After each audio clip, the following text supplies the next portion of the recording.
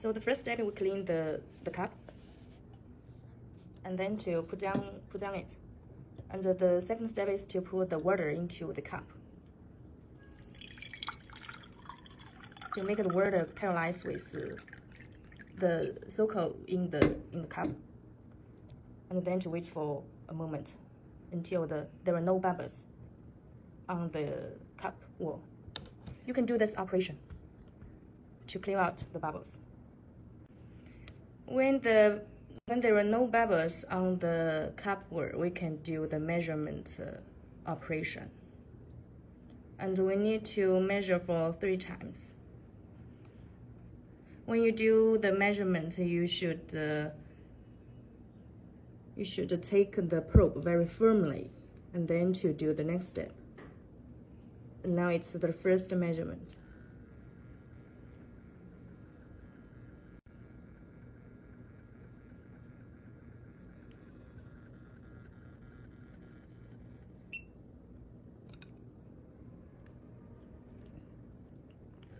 Now the second.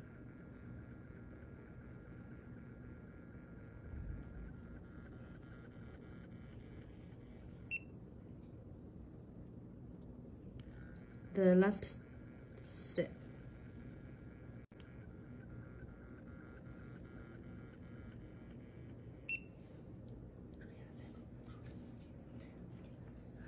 Okay, we can see that for all the 3 times measurement, all the data is very similar.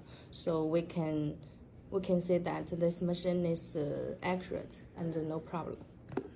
Yes, when you do the measurement, you need to take the probe very firmly to make sure that there are no mistakes and the accuracy of the data. Okay, this is the whole process of the measurement operation.